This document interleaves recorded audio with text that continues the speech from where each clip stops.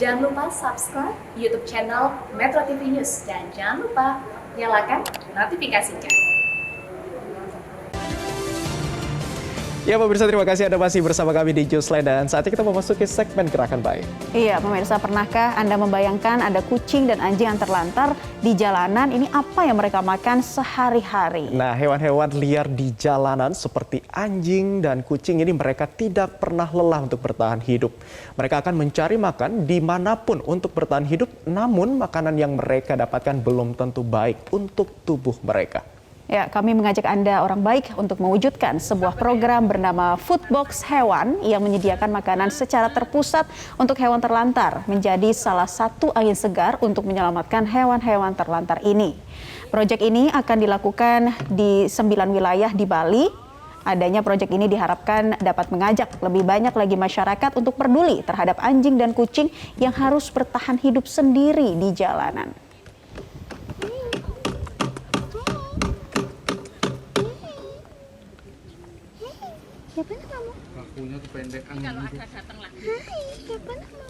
Dan orang-orang baik pemirsa Newsline, yuk kita bantu untuk mewujudkan Foodbox untuk hewan-hewan terlantar melalui cara berikut ini.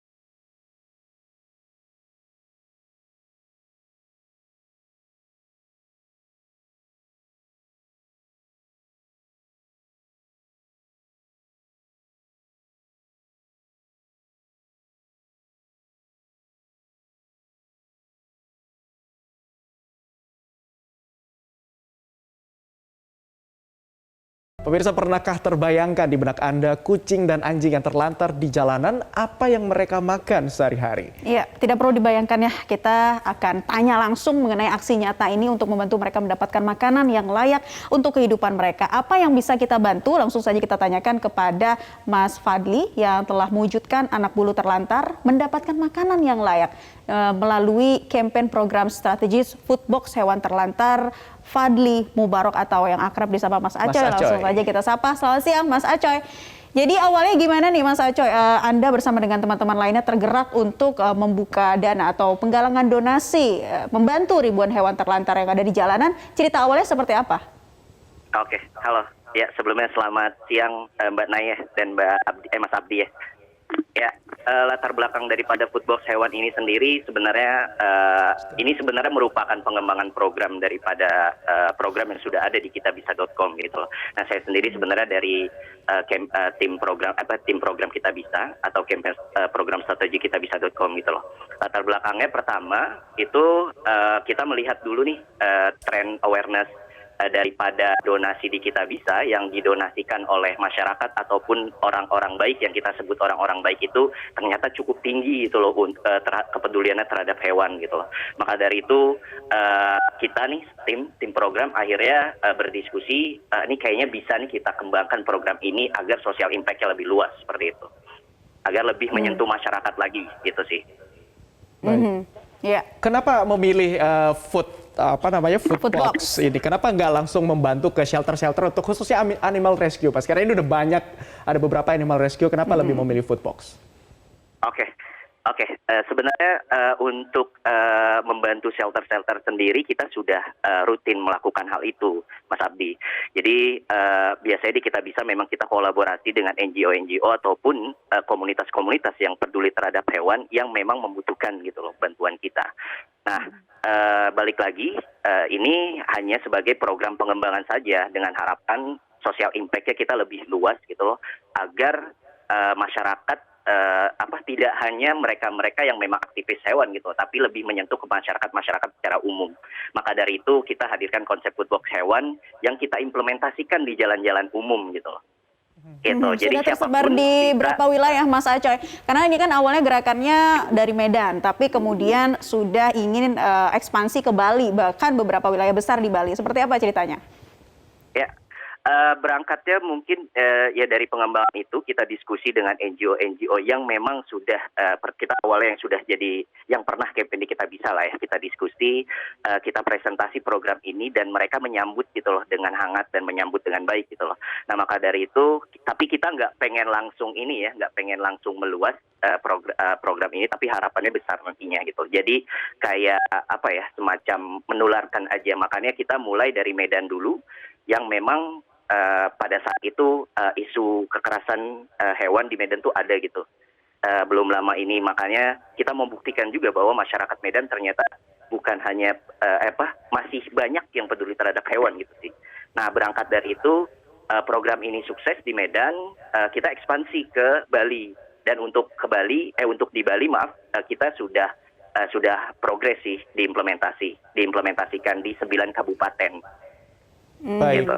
Untuk secara teknis sendiri bagaimana Mas Acoy? Untuk ini kan animal feeding begitu. Bagaimana untuk memastikan bahwa makanan-makanan yang disajikan kepada hewan-hewan terlantar ini dalam kondisi yang higienis begitu. Artinya kan ini ada di beberapa titik tersebar di jalanan. Secara teknisnya bagaimana untuk memberikan makanan ini? Mungkin bisa dijelaskan secara singkat. Lebih rinci. Oke. Secara teknisnya pertama kita memang mencari NGO ataupun komunitas-komunitas yang memang terpercaya atau trust di kitanya gitu loh.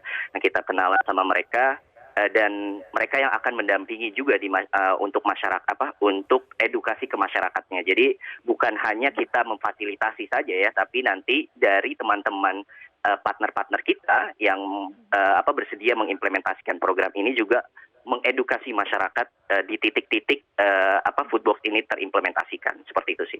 Selama ini sudah terrealisasi belum Mas Acoy untuk edukasi kepada masyarakat secara langsung? Mungkin masih banyak masyarakat yang bingung atau bertanya tentang Foodbox ini seperti apa, kemudian cara untuk melakukan donasinya bagaimana, apa yang kalian sampaikan?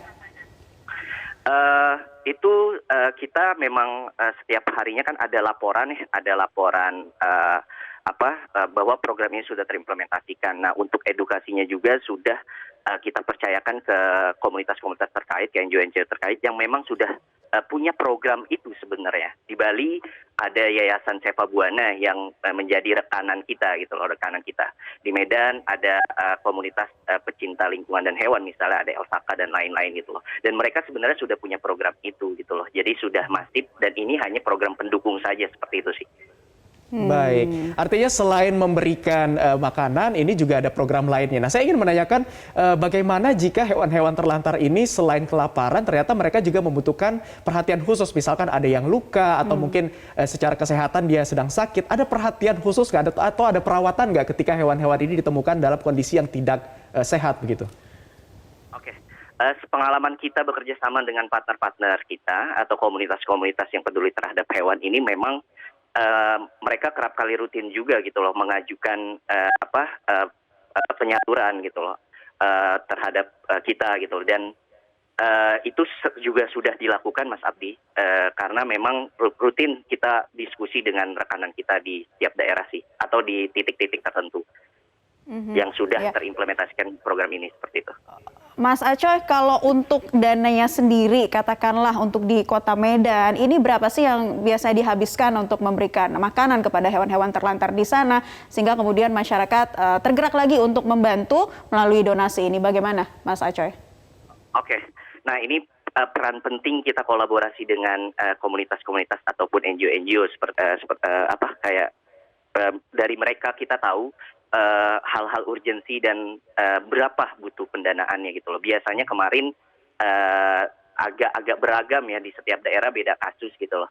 Misalnya di Medan kita penyaluran di angka 10 juta dan di Bali juga di angka 10 juta lebih, seperti itu sih. Jadi memang tergantung urgensinya dan berdasarkan laporan atau diskusi kita dengan NGO terkait di setiap daerah. Sejauh ini sudah berapa banyak komunitas atau NGO yang sudah bekerja sama? Kalau secara umum di luar dari Foodbox Hewan ini, karena kan Foodbox Hewan ini sebenarnya turunan daripada program Kita Bisa. Jadi itu di Kita Bisa, Mas Abdi, ada program namanya Bisa-Bisaan. Nah di Bisa-Bisaan ini salah satunya itu program turunannya ini Bisa Nolong Hewan. Nah di Bisa Nolong Hewan ini sih sejauh ini sudah hampir 20 NGO-an lah. puluhan NGO. Tapi khusus untuk spesifik foodbox hewan ini kita memang baru main atau baru berkolaborasi dengan 2 NGO atau 2 komunitas.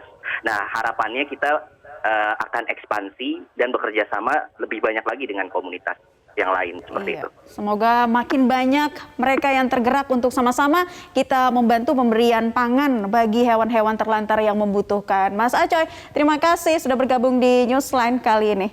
Terima kasih. Dan pemirsa, untuk Anda orang-orang baik, pemirsa Newsline, yuk kita bantu untuk mewujudkan foodbox untuk hewan-hewan terlantar melalui cara berikut ini.